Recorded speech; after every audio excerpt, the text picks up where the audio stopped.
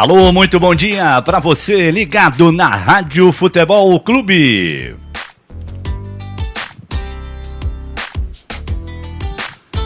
Está no ar mais uma edição do Breakfast News. Destacando uma quarta-feira que foi dos goleiros. O Vasco está classificado para a Libertadores, o Grêmio é campeão da Recopa Sul-Americana e até o goleiro do Ituano ontem pegou um pênalti e complicou a vida do São Paulo. Sábado tem clássico na Arena Corinthians, tem o derby Corinthians e Palmeiras, jogo que nós vamos transmitir aqui na Rádio Futebol Clube. Tudo isso e muito mais a partir de agora no Breakfast News. Bom dia, Maurício Rossi. Bom dia, Carlos Lima. Bom dia a todos que acompanham o nosso trabalho pela Rádio Futebol Clube, Lima. Que noite para os goleiros ontem, hein, Maurício? Meu Deus! Marcelo Groi deu o título para o Grêmio, o Martini pegou 3 pênaltis, se classificou o Vasco e até o goleiro do Ituano pegou pênalti ontem. Que coisa, hein? O goleiro do Ituano brilhou no finalzinho da partida, né, Lima? Chegou o Cueva, que fazia uma grande partida, o melhor jogador mais lúcido do São Paulo, na minha opinião, e o goleiro do Ituano brilhou. Brilhou, fez uma grande defesa, é um goleiro que é pegador de pênaltis, né? Lembra da passagem dele já anteriormente pelo Ituano, quando o Ituano foi campeão paulista, ele brilhou contra o Santos, não é, Lima? É verdade, o rapaz tem história. E olha, eu acho até, Maurício, que o Cueva não bateu tão mal o pênalti, né? Porque tem alguns... É claro que, como diz o ditado, pênalti bem batido é aquele que a bola entra, e a bola não entrou. Mas assim, ele bateu forte no canto. É que aquela história, bola a meia altura, se o goleiro adivinhar o canto, fatalmente ele vai pegar, né? O ideal é você conseguir bater o rasteiro, aquela que vai juntinho com a trave, ou então alto, né? Aquela que vai no ângulo. Aí realmente o goleiro não pega. A bola a meia altura, dependendo do jeito que o cara pega na bola, o goleiro vai e faz a defesa. E foi o que aconteceu ontem, né? O Cueva até que bateu forte, mas o goleirão foi lá e, como diria o nosso Tadeu Schmidt, né? Como um gato, né? E fez a defesa. Aliás, o que teve de gato ontem, teve gato na Bolívia, teve gato em Porto Alegre, teve gato em Itu, o que não faltou foi gato. Ô Lima, Oi. Agora o Cueva é o estilo de jogador para cobrar pênalti que eu particularmente eu não gosto. Eu acho que cobrança de pênalti tem que ser aquela coisa mais séria. E ontem, por incrível que pareça, ele bateu certo. Ele bateu com força no canto, ele não quis fazer graça, que nem ele costuma cobrar, que quando entra a bola todo mundo fala, nossa, que categoria, elogia, sabe aquela caladinha. Mas quando não entra, e no caso dele ontem, ele fez o certo, jogou no canto e o goleiro foi buscar. E o torcedor do São Paulo fica chateado pelo Cueva, porque ontem jogou uma bela partida, foi o mais lúcido em campo. O resto, eu posso... Já quero até comentar esse jogo aqui, Lima. Então, antes de você comentar, eu quero trazer uma das frases, né, do Dorival ontem. Eu não sei se você vai concordar comigo, mas me pareceu um tom de despedida do Dorival Júnior. Quer ver? Vamos ouvir o que o Dorival falou ontem, depois da derrota para o Ituano. Nós não fizemos realmente uma boa partida, eu tenho que reconhecer isso, diferente do resultado de domingo.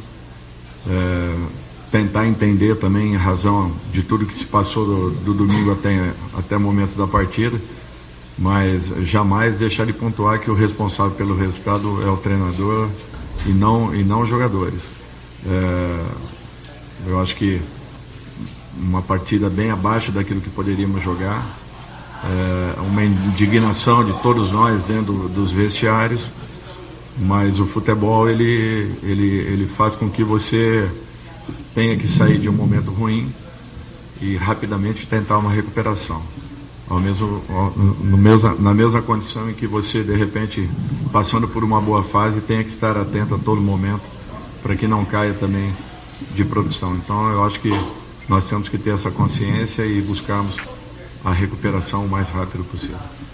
O que me chamou mais atenção, Maurício, foi ele falar, não, a culpa é todinha do treinador, os jogadores não têm nada a ver com isso. acho que ele já está imaginando que a batata já está no forno, né? Olha, Lima, é o seguinte, o Dorival, o que você disse aí, você frisou bem essa parte que ele falou na coletiva, parece um tom irônico, né, quando ele fala que a culpa toda do treinador.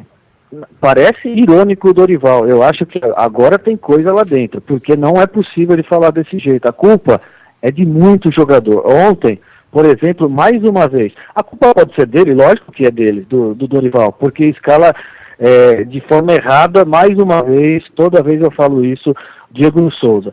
Só que o Diego Souza mostra uma má vontade jogando. Aquele cara que a bola vem cruzada na área, ele é grandão. Ele não vai na bola, não salta. E eu senti um tom irônico do Dorival. Não gostei desse tom dele.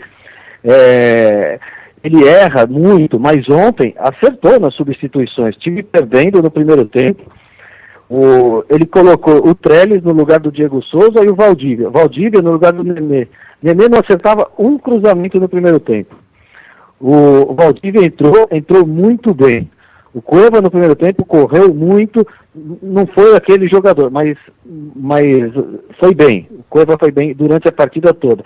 São Paulo levou 1-0 numa falha terrível do Bruno Alves, que é um jogador inseguro, muito inseguro, aquele jogador que ele quer mostrar vibração, quando ele acerta uma bola, ele vai, faz aquele gesto que... Mas não, esse é outro jogador que não serve para o São Paulo, não vinha jogando mal, mas não vinha jogando mal contra CSA, não vinha jogando mal, sabe, jogos fracos. Agora, e aí perdeu a bola e o Ituano fez o gol. Aos 43 do primeiro tempo, Lima, o Cueva perdeu ainda um gol incrível, né? Chegou na cara do goleiro, ele fez uma linda jogada e perdeu o gol. Mas ali não tirou todo o mérito do Cueva, não. Ele voltou bem para o segundo tempo e o São Paulo chegou a empatar com ele mesmo, com o Cueva. Aí na sequência você leva um gol que... uma falha da zaga, uma falha de posicionamento e de comprometimento. São Paulo, os jogadores do São Paulo, quem estava marcando ainda o jogador que fez o segundo gol? O Cueva também. Imagina que o Cueva com 1,5 m de altura vai marcar um cara de 1,90 m quase 90. Então, não é só o Dorival não, é jogador que está sem comprometimento lá. Bom, e na madrugada, quando São Paulo voltou para a capital paulista, alguns torcedores protestaram, até de forma... Aí é um protesto que eu acho que é válido, né? Aplaudiram, ironicamente, os jogadores do São Paulo. Quando não há violência, a gente aceita qualquer tipo de protesto, né? E quando eu digo violência, é também violência verbal, porque também ninguém é obrigado a ouvir certas coisas, né, que os jogadores e treinadores e até alguns jornalistas ouvem quando estão trabalhando. Mas a torcida protestou pacificamente, aplaudiu, ironicamente, o time do São Paulo e pediu Vanderlei Luxemburgo. E aí, Mito? Esse é o técnico que eu gostaria de ver no São Paulo. Muita gente é contra, mas só do Vanderlei mostrar uma vontade de dirigir o São Paulo, sempre deixou isso muito claro, é o único treinador que hoje eu gostaria de ver no São Paulo. O resto, para mim, vai falar do Cuca. O Cuca acabou de sair do Palmeiras dessa forma que foi, saiu... com o rabinho entre as pernas, voltou endeusado e saiu, sabe? Não é hora de voltar o Cuca, não. Eu acho que tem que haver uma reformulação grande no São Paulo. Mas com essa diretoria, tenho certeza que o Luxemburgo não vem. Enquanto esse presidente estiver lá, Luxemburgo não vem para o São Paulo. A não ser que o Raí e o Ricardo Rocha façam a cabeça dele. Aliás, esses dois que eu estou citando, Raí e Ricardo Rocha, mais uma vez ontem, não falaram com a imprensa. Deixou todo mundo na mão, entraram no ônibus e foram embora. Será que eles esquecem de quando eles foram jogador? Isso aí, Lima, tem que bater a cara, pôr a cara para bater. É verdade, é verdade. E antes de falarmos das conquistas brasileiras, né, nas competições sul-americanas, o Grêmio campeão da Recopa nos pênaltis diante do Independiente e do Vasco, que olha, tomou de 4, ninguém podia imaginar isso, mas ganhou nos pênaltis. Vamos falar um pouquinho do grande clássico, né? Porque nesse sábado tem Corinthians e Palmeiras em Itaquera, um jogo que realmente vai mexer, né, com muita gente. O Juninho Capixaba, que estava praticamente fora do jogo, se recuperou de uma contusão no tornozelo e deve atuar, né? O Corinthians ontem apresentou um menino, né, Matheus Matias, um jogador que veio lá do ABC, estava fazendo muitos gols, né, lá com a camisa é o artilheiro da temporada, inclusive, no futebol brasileiro, mas tem 19 anos, né, não dá para imaginar que ele vai chegar e ser o substituto do Jô. E ontem, quem esteve na sala de imprensa do Corinthians foi o Duílio Monteiro Alves, falando, né, sobre essa procura por um camisa 9, aquela coisa toda, e principalmente sobre o Balbuena, porque ontem chegou uma informação aí que o Balbuena estaria pedindo 16 milhões de luvas para continuar no Corinthians. Então o Duílio falou da situação do Balbuena e também acabou desmentindo, né, essa notícia envolvendo os valores do contrato do jogador. Faz parte dos nossos planos, mas é aquilo que eu falei agora, né? A gente tem que ter o pé no chão e trabalhar em cima de números viáveis. Sobre a informação desmentida, chegou aqui para nós, através de vocês, colegas de vocês, que ele teria pedido 4 milhões de euros para renovar. Isso que foi desmentido, que não é verdade. E sobre os valores a gente não divulga, nunca divulgou, é uma negociação em andamento, isso pode atrapalhar, mas o Corinthians está fazendo todos os esforços, assim como ele, que também quer permanecer, para que ele fique. Olha, Maurício, eu não sei não, mas essa situação do Balbuena tá me lembrando muito o caso do Pablo, né? Que começou a enroscar e no fim ele acabou saindo do Corinthians, né? O que você acha? É uma situação bem parecida, você lembrou bem. Como o Pablo foi ano passado, desde a metade do ano, e começou aquele negócio, não, ele fica, ele vai, ele fica, e foi levando, assim, a diretoria levou o caso até o final do ano, e o Pablo saiu daquela maneira, né? Com o torcedor ficando aí bronqueado com ele, e como se ele fosse o mercenário aí, né? Não quis ficar. E eu acho que essa história do Balbuena está indo para a mesma situação. O Corinthians conduz essa história para a mesma situação. Mas é assim, né, Lina? Depende quanto que o Balbuena está pedindo. O Pablo, no caso, a gente soube que ele queria ganhar 700, 500, 700, sei lá. São números exorbitantes para o futebol brasileiro. Fizeram uma conta ontem, né? Se realmente o Corinthians pagasse essas luvas todas aí que estão dizendo, parceladamente, os salários do Balbuena girariam em torno de 600 mil reais, né? Isso o Corinthians não quer pagar, né? Já trouxe até o Marlon, né? Que foi um bom zagueiro na ponte, não é tão bom quanto o Balbuena, mas já está ali meio que se precavendo. Se bem que o Balbuena ele tem contrato até o final desse ano. Pelo menos até o final de 2018 ele deve ficar. O problema é que daqui a pouco ele já vai poder assinar um pré-contrato com qualquer equipe, né? E aí fica realmente muito difícil. Do lado palmeirense... Mas você viu que, Lima, você viu que é o futebol, né? Porque eu lembro muito bem quando o Balbuena chegou, nos 10 primeiros jogos, sei lá, mais até... A torcida, mas falava, quem é esse, quem trouxe Balbuena? Ele não conseguia jogar um jogo bem, até que teve continuidade, aí conseguiu acertar, o time acertou, ganhou tudo, né, paulista, brasileiro, e aí o Balbuena pedindo 600 mil por mês. É o futebol. É verdade. Do lado palmeirense, né, o Borja, se o Juninho Capixaba se recuperou pelo lado corintiano, do lado palmeirense o Borja também já treina com bola, e aí fica aquela história, se o Roger quiser um time menos rápido, ele escala o Borja, né? Se ele quiser um time mais rápido, ele pode colocar o Borja no banco, alegando que ele fisicamente não está legal, porque não vinha jogando, não jogou o último jogo, e colocar o William, porque teoricamente, não sei se você concorda comigo, Maurício, é um jogo para contra-ataque do Palmeiras sábado, né? O Corinthians deve ir para cima, porque está em casa. Talvez o William seja um cara mais adequado para esse tipo de jogo, porque aí ele vai ficar com o William, com o Dudu, com jogadores de velocidade, o Lucas Lima enfiando bola. O que você acha? É o que você diz, para mim é jogo para contra-ataque. Palmeiras segura, o Corinthians, ver como o Corinthians sai para o jogo. O Corinthians vai ter que sair para o jogo porque vem de resultados negativos, está na hora de voltar a vencer diante da torcida, o público vai cobrar, a arena lotada. Palmeiras, então, esperar um pouco o Corinthians para o jogo, porque o Corinthians sempre gosta mais de esperar o adversário, né? É verdade. Não, o Palmeiras, o Palmeiras que tem que esperar dessa vez o Corinthians se quiser para ganhar esse jogo. E aí nos contra-ataques para matar o jogo, e é um jogo pro Borja mesmo. Eu acho que esse é o jogo para ele brilhar. Não adianta fazer gol contra Botafogo, com todo o respeito, né? Mas esse é o jogo que é para marcar a negociação dele com o Palmeiras, que até hoje tem essa desconfiança, né?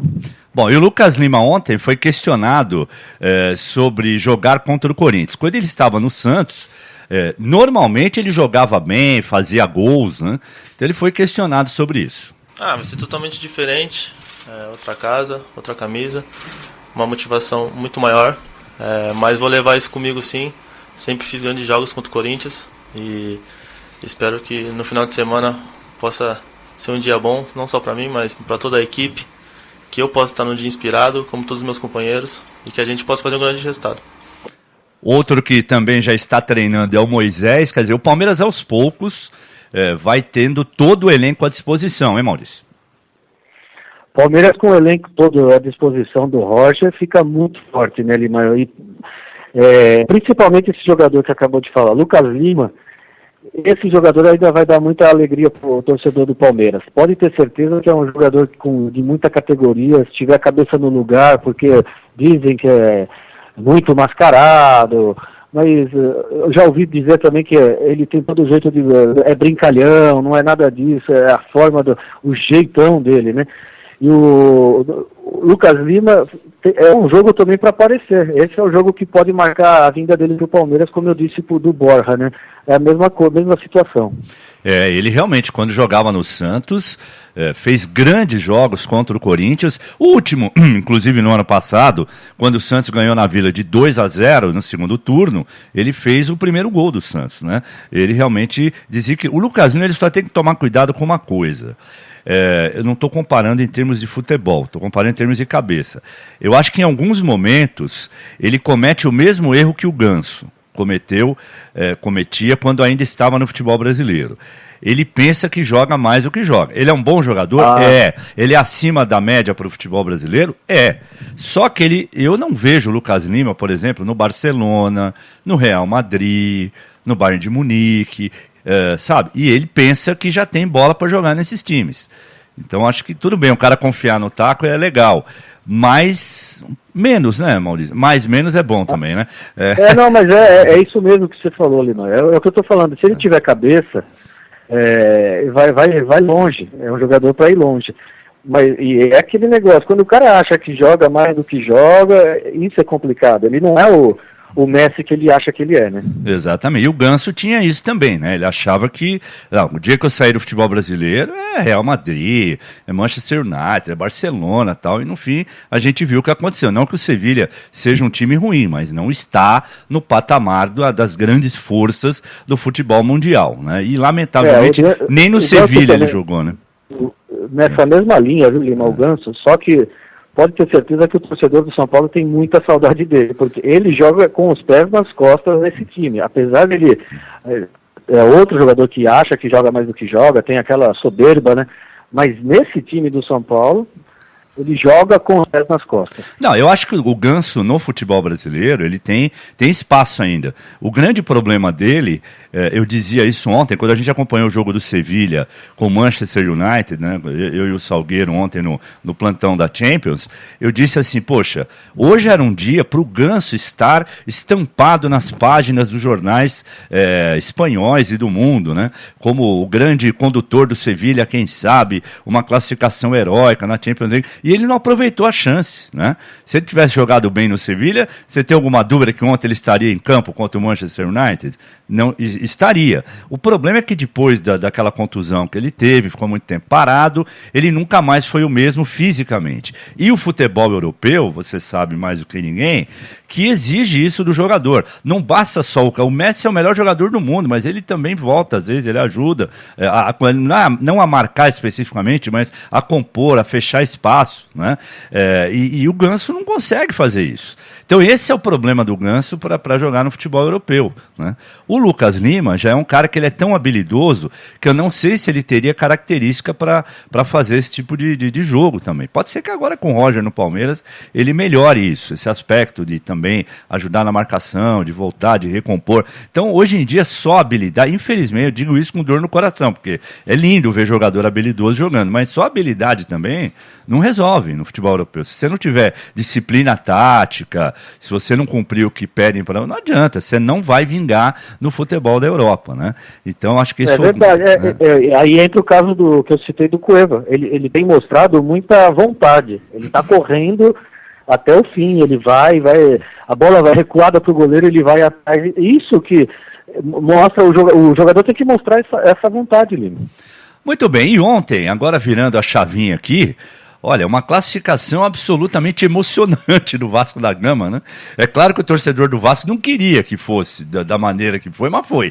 Me lembrou, Maurício, não sei se você já teve oportunidade, deve ter tido, né? De fazer passeio de bug no Nordeste ou não? Nas dunas de Natal, lá em Fortaleza. Quando você vai contratar o bug, o cara fala assim, o senhor quer com emoção ou sem emoção, né?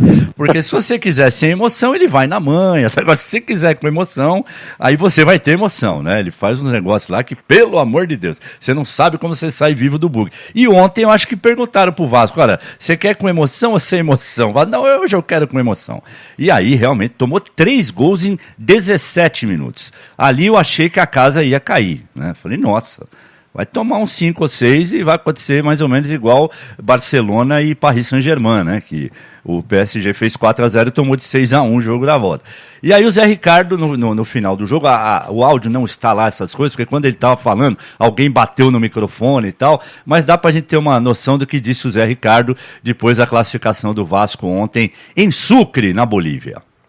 É lógico que jogar na altitude não é fácil, há uma adaptação natural do jogador que nunca jogou, tínhamos muitos meninos que jogaram pela primeira vez em altitude, e como eu lhe falei, 2 gols em 7 minutos realmente desequilibra qualquer equipe, seja ela experiente ou não, e foi o que aconteceu, mas acredito que a gente tem o mérito de, dentro da chave, conseguir a classificação, mesmo que tenha sido nos pênaltis, numa grande noite do Martin Silva.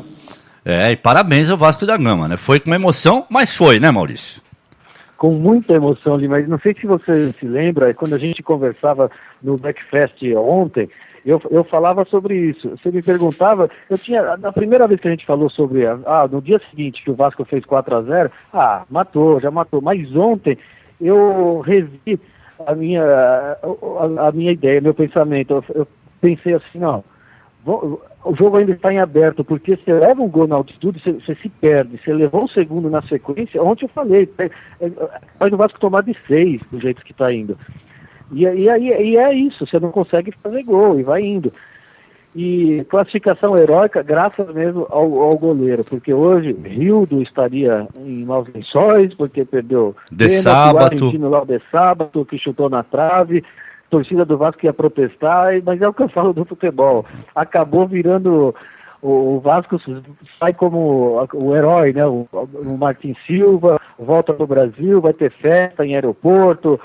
A torcida vai esquecer todos esses detalhes dos 4-0. E o Zé Ricardo falou bem, muita gente que não estava acostumada a jogar com altitude e requer aí uma adaptação. E no caso do Vasco, chegou muito em cima do jogo e aí quase que a vaca vai pro brejo. E o Vasco tem que agradecer também, e muito, ao Alex Silva, né? Lembra do Pirulito, né? Que jogou no São Paulo, na seleção. Quando estava 4-0, faltava acho que uns 5 minutos para acabar, ele perdeu um gol dentro da pequena área, né? A bola sobrou ali, ele pegou por baixo, ela subiu e foi para fora. E foi ele também que perdeu o último pênalti. Quer dizer, então, o Alex Silva teve uma enorme colaboração nessa classificação heróica do Vasco, que agora vai para a chave do Cruzeiro, na Libertadores da América, na chave de grupos. Teremos 2 confrontos aí bem legais, envolvendo times brasileiros na Libertadores. E quem está sorrindo à toa né? Com o peito estufado, mais uma vez, ao melhor estilo, eu sou demais, tá vendo? Vocês falam de mim, mas eu só ganho, eu nasci para vencer. Renato Gaúcho, mais um título para o imortal tricolor nos pênaltis, e o Grêmio é campeão da Recopa Sul-Americana diante do Independiente, 0-0, 1-1 lá na Argentina. Lá o Independiente ficou com um jogador a menos. Ontem ficou de novo 0-0 no tempo normal, 0-0 na prorrogação. E nos dois jogos, mesmo o Grêmio tendo um jogador a mais, ele não conseguiu ganhar nos 90 minutos. Mas o que importa para o lado azul do Rio Grande do Sul é que o Grêmio é campeão, e o Renato disse o seguinte. Mas o mais importante de tudo foi que desde domingo a equipe treinou pênaltis, treinamos na segunda, na terça também. E todos os batedores, eles treinaram bem e bateram bem. Então, quanto aos pênaltis, eu estava tranquilo, porque sabia que eles iriam bater bem. E, acima de tudo, nós tínhamos o Marcelo, que eu falei para ele antes das cobranças dos pênaltis que ele ia segurar pelo menos um lá atrás. Foi o que aconteceu. E o homem é um profeta mesmo, não é, Maurício? Diga lá, ele falou pro... Não, eu sabia, o Groy pelo menos uma ele ia pegar, né? Então, se vocês converterem as suas cobranças, seremos campeões. Esse é o Renato, mas eu vou dizer um negócio pra você, o Renato me surpreendeu. Eu sempre achei ele um bom técnico, mas achava que ele tinha também um pouco de lado fanfarrão, tal, que era mais aquela coisa de papo de boleiro, sem muita tática, mas olha, esse trabalho que ele está fazendo no Grêmio é simplesmente espetacular, hein, Maurício? Agora é só pensar no Campeonato Gaúcho, né, mas como eu falei ontem, o Grêmio, se ganhar, todo mundo já vai esquecer essa parte do estadual, ganhou a festa, né, ganhou nos pênaltis. O jogo foi complicado contra um time argentino, Independiente, sempre muito difícil. Mas o Renato, o estilo dele é um barato. O Renato é divertido, o futebol precisa de gente como o Renato. E o Grêmio está aí, mais um título, né, Lima? É um título meio... Recopa, mas é um título, tá? Mais um troféu lá pra galeria. Mas só que aquela história, pro cara ganhar a Recopa é porque ele foi campeão da Libertadores ou da Sul-Americana. Que as pessoas falam assim, mas foram só 2 jogos, mas ele só chegou nesses 2 jogos porque ele ganhou uma competição com vários jogos, né? Sim. Então, é muito simples. Eu acho gozado as pessoas desvalorizarem. 2 joguinhos só, não. Mas o cara só tá nesses 2 jogos porque ele ganhou uma Libertadores e o outro ganhou uma Sul-Americana. Então, eu acho que tem que valorizar, sim. É um título importante e é mais um para o futebol brasileiro. Legal, tá de parabéns o Grêmio e que continue assim o futebol brasileiro. Tomara que nesse ano agora de 2018 mais um brasileiro ganhe e no ano que vem esteja disputando a Sul-Americana outra vez, né? E se pudesse ser um brasileiro também na Sul-Americana, como aconteceu em 2013, que o Corinthians ganhou a Libertadores em 2012, São Paulo ganhou a Sul-Americana e tivemos uma Recopa brasileira, melhor ainda, né? Então eu não sou do tipo que fico desvalorizando, falando, mas isso aí são só 2 jogos. Não, o cara só chegou lá porque, né, ganhou um ganhou uma competição que é a mais importante da América do Sul e o outro ganhou a competição que é a segunda mais importante, tanto que na Europa também existe, né, a Supercopa com o campeão da Champions League enfrentando o campeão da Liga Europa e eles dão muito valor para isso por lá. Marilson é o meu cunhadão que está ouvindo a gente. Grande abraço ao nosso mestre Marilson Dantas. Mas, meu caro, mas está difícil falar Maurício Rossi, rapaz. Enroscou aqui. Então é o seguinte, Rossi, vou te chamar de Rossi, é melhor, né? Assim eu não confundo. Até conheço o Maurício há 500 anos e agora deu uma enroscada aqui. Hoje nós teremos o plantão da Liga Europa. Muitos jogos já estão praticamente definidos, né, com as vitórias obtidas na semana passada, Arsenal 3-0, Milan 3-0 em times de menor expressão, né, o Atlético de Madrid também ganhou fora de casa 4-1. Agora, tem um jogo que chama muita atenção, e esse jogo nós vamos acompanhar assim, mais de perto, né, que é Atalanta e Borussia Dortmund. O Borussia é o vice-líder do campeonato alemão, o que significa ser campeão alemão, porque ultimamente o Bayern já virou virou ao concurso, né? Começa o campeonato alemão, você já dá lá o troféu pro Bayern e fala pra rapaziada, olha, quem chegar em segundo lugar é o campeão da temporada, porque ninguém tira do Bayern lá, né? Então o Borussia é o segundo colocado e enfrenta uma Atalanta que é aquele time, né, brigador, tal, não é um time de muita tradição em competições europeias. E foi 3-2 só pro Borussia no primeiro jogo, de virada, sabe? Como diria o nosso grande Osmar Santos, foi um pau de sebo pro Borussia Dortmund ganhar aquele jogo, aquela coisa toda. Então, um jogo muito interessante. O que você está pensando dessa partida que nós vamos acompanhar aqui no plantão da Liga Europa hoje, a partir das 16h45, Rossi? Mas 3-2, Lima, foi um jogo, foi em Bérgamo, né, essa partida? Não, foi em Dortmund, a Atalanta fez 1-0, aí o Borussia virou, né, e aí depois fez aí empate 3-2 no final, o jogo foi em Dortmund. Então, olha... Aliás, perdão, o Borussia fez 1-0, a Atalanta virou e depois o Borussia virou de novo. Exatamente, a Atalanta virou. Então, em Bérgamo vai ser hoje. Fiz confusão, tá certo. Tanto jogo, Lima, que a gente até fala da Champions, da Liga Europa, é muita coisa para a cabeça. Fica Atalanta, tranquilo. é o seguinte, ganhando de 1-0, então passa. Passa. E no primeiro jogo, como você disse, chegou a virar o jogo com o Ilicic, né, fez 2 gols isso, na virada. Exatamente, é isso aí. Aí o Goetz, ainda que tinha entrado no lugar do Reus, chegou a empatar, aí o Borussia chegou e fez os 3-2. Aliás, Maurício, agora, eu não sei por que o Mário Götze não é titular desse time. Pô. Ele entrou, mudou a história do jogo na semana passada. Confesso pra você que eu não entendi. Eu acho que ele passou por uns problemas, né, de saúde, teve muito problema, e acho que o técnico ainda tem segurado um pouquinho ele. Mas o Atalanta, eu acho que dá para ganhar esse jogo, viu, Lima? 1-0 não é difícil, não. Pelo que mostrou no primeiro jogo, dá para vencer.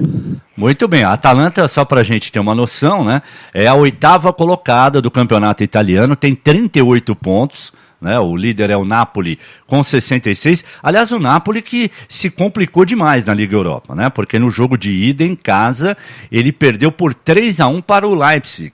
Aí muita gente falou, mas o Leipzig tal, ganhou do Napoli. O Leipzig, até a semana passada, ele era o vice-líder do campeonato alemão. É que na última segunda-feira, né, na rodada que sucedeu aí a Liga Europa, todos os times que estavam brigando pela segunda colocação ganharam e ele perdeu. Então ele ficou em 5º, mas a 2 pontos só do Borussia Dortmund. Então não é um time realmente bem montado, tem a força do patrocinador, né, que é o mesmo do RB Brasil, aquela coisa toda. Então é um time que pode até sonhar com voos mais altos na Liga Europa. E eu faço o convite para você, que está ouvindo a gente, a partir das 16h45, o plantão da Liga Europa com esse jogo e outros, a gente informando, opinando, levando detalhes, curiosidades, tanto da UEFA Champions League quanto da Liga Europa aqui na Rádio Futebol Clube. Grande abraço, Maurício, bom dia. Obrigado, Lima. Bom dia a você. Só o último destaque, Lima, da Copa do Brasil, que teve um jogo com 9 gols no segundo tempo. O Atlético Paranaense fez 5-4 no Tubarão. Um jogo espetacular, né? 9 gols no segundo tempo, entrou para a história aí da Arena da Baixada. O Ceará venceu o Londrina por 2-1 no Estádio do Café, já passou. Foi com gol aos 48 do segundo tempo, Lima. O Inter venceu o Remo no Mangueirão por 2-1, o Atlético Mineiro 4-0 no Botafogo da Paraíba, Ponte Preta 1, Inter de Limeira 0, Figueirense e Oeste, o Figueirense venceu o Oeste por 2-1, Bragantino 1, Alto 0, Goiás 0, Boa Esporte 0, Lima. Bom, já que você deu um último destaque, eu me lembrei também que ontem, a gente falou tanto dos goleiros à noite, né? Mas o que o De Gea pegou no primeiro tempo da partida de Sevilha, parando o Sevilha, que ficou no 0-0 com o Manchester United. E o que o Alisson pegou ontem contra o Shakhtar Donetsk foi um negócio impressionante. Olha, acho que o Tite ontem se sentiu muito orgulhoso, né, de ter convocado o Alisson e de ter colocado o Alisson como titular da seleção brasileira, porque ele pegou muito, ele fez defesas espetaculares e a Roma só não perdeu demais, né? Tomou 2-1 de virada por causa do Alisson, hein, Maurício? o goleiro que o Tite viu antes de todo mundo, né, Lima? Então, merece estar no lugar que está de goleiro titular da seleção brasileira. Tá, um grande goleiro, e a Roma deve sofrer aí para passar pelo Shakhtar. Bom, só para fechar de vez, a Atalanta em competições europeias, no caso da Liga Europa, ela não pode jogar em Bergamo, porque o estádio não tem capacidade. Então ela vai jogar no estádio de Reggio Emilia, na Città del Tricolore, em Reggio Emilia, Città del Tricolore. Fica mais fácil. Tá certo? Um abraço e até a próxima, Maurício Rossi. Abraço, Lima, até a próxima. Valeu.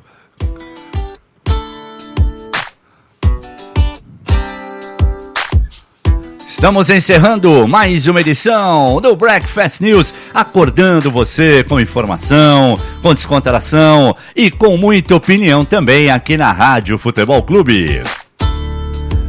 Fica o convite, a qualquer momento, o Click Time atualizando as informações esportivas na nossa programação e a partir das 16h45, o plantão da Liga Europa. Grande abraço, até lá, Rádio Futebol Clube, aqui você já sabe, somos apaixonados por esportes.